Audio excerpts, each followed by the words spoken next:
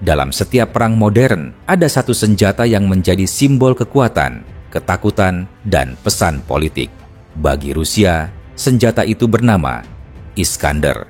Sebuah sistem rudal balistik taktis yang bukan hanya menghancurkan target, tapi juga mengguncang keseimbangan strategi di Eropa Timur dan memaksa dunia menatap ulang konsep perang jarak menengah.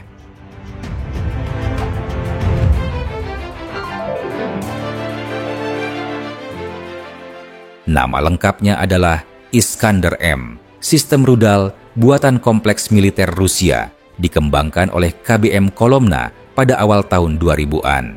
Ia diciptakan untuk menggantikan Tochka-U, namun dalam prakteknya, Iskander bukan sekadar pengganti. Ia adalah lompatan generasi, senjata yang menggabungkan kecepatan, kecerdasan, dan kemampuan manuver ekstrem. Setiap peluncur Iskander membawa 2 rudal dalam satu kendaraan yang bisa berpindah tempat dalam waktu singkat. Dari menembak hingga mundur ke posisi aman hanya butuh hitungan menit. Sebuah sistem yang dirancang untuk serangan mendadak tanpa bisa dideteksi lebih dulu. Rudalnya mampu terbang sejauh 500 km, menempuh lintasan kuasi balistik, lalu bermanuver di fase akhir untuk menghindari rudal pencegat. Bahkan, sistem ini dapat menurunkan umpan radar, membuat radar pertahanan musuh melihat bayangan palsu.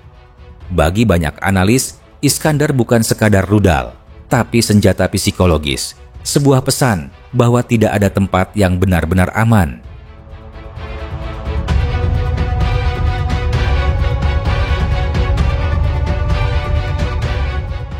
Sejak invasi ke Ukraina dimulai pada tahun 2022, Iskander telah menjadi salah satu ujung tombak Rusia dalam setiap gelombang serangan besar.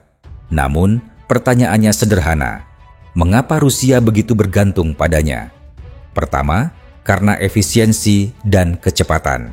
Satu unit Iskander dapat diluncurkan tanpa dukungan besar, dengan akurasi tinggi terhadap target berharga seperti gudang amunisi, pusat komando, atau landasan udara.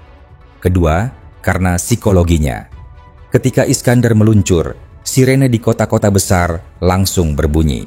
Satu rudal bisa memaksa seluruh sistem pertahanan Ukraina bereaksi, menghabiskan rudal pencegat yang harganya jauh lebih mahal. Bagi Rusia, itu berarti kemenangan dalam pertempuran ekonomi pertahanan. Ketiga, Iskander adalah alat politik.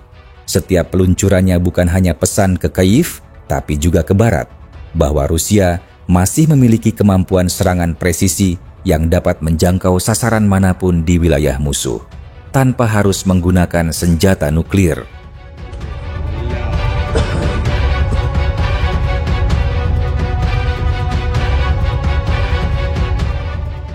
Bagi Ukraina, Iskander adalah ancaman yang sulit ditangkal. Dengan kecepatan hipersonik di fase terminal, waktu reaksi sistem pertahanan udara hanya beberapa detik. Dan bahkan sistem canggih seperti Patriot, SAMP/T atau NASAMS tidak selalu berhasil menghentikannya. Masalah utama Ukraina bukan hanya pada teknologi, tapi juga pada skala ancaman. Negara seluas Ukraina membutuhkan pertahanan udara berlapis di puluhan kota besar, sementara stok rudal pencegat sangat terbatas. Rusia, di sisi lain, memiliki ratusan Iskander yang bisa ditembakkan dari berbagai arah, termasuk dari Belarus dan Crimea. Namun, lebih dari sekadar militer, Iskander menimbulkan efek psikologis besar. Setiap kali sirene berbunyi, masyarakat sipil tidak tahu apakah yang datang adalah drone murah, rudal jelajah kaliber, atau Iskander yang mampu menghancurkan blok kota dalam satu dentuman. Ketakutan inilah yang, bagi banyak analis, menjadi bagian dari strategi Rusia, menekan semangat bertahan lawan.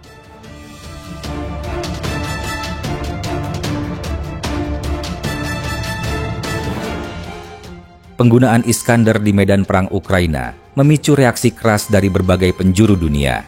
PBB menyebutnya sebagai bentuk eskalasi yang berbahaya, memperingatkan bahwa penggunaan rudal balistik di kawasan padat penduduk bisa melanggar hukum humaniter internasional.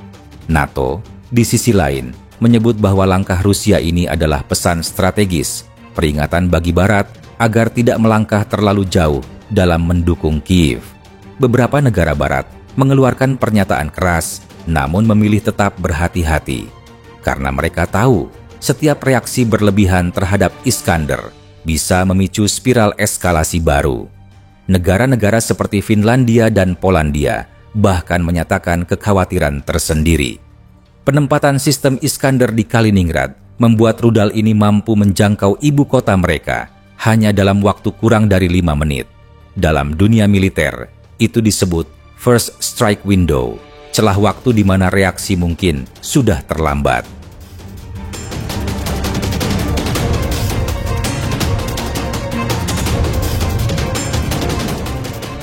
Namun bagi Rusia sendiri, penggunaan Iskandar bukan tanpa risiko.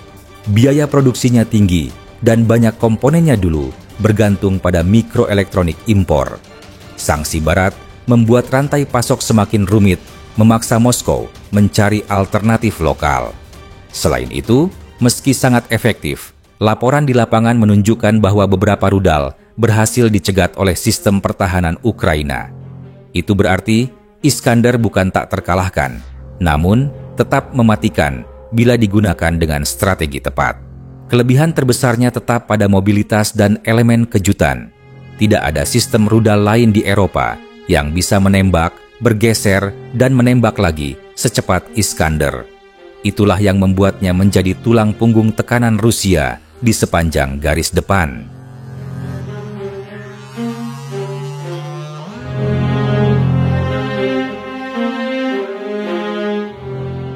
Iskandar bukan sekadar senjata.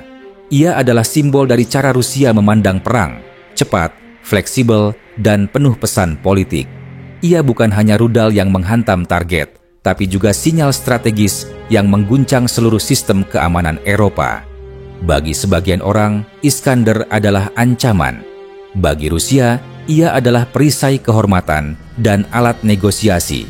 Dan bagi dunia, ia adalah pengingat bahwa teknologi militer kini tidak hanya tentang kekuatan, tapi juga tentang persepsi dan rasa takut.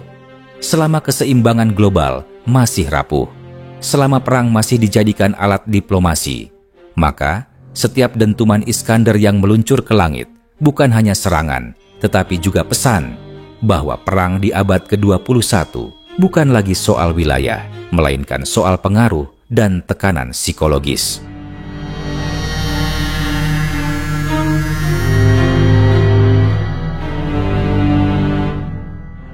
Video ini dibuat untuk tujuan edukatif dan analisis semata. Kami tidak memihak pada pihak manapun, tidak mempromosikan kekerasan, dan tidak mendukung perang dalam bentuk apapun.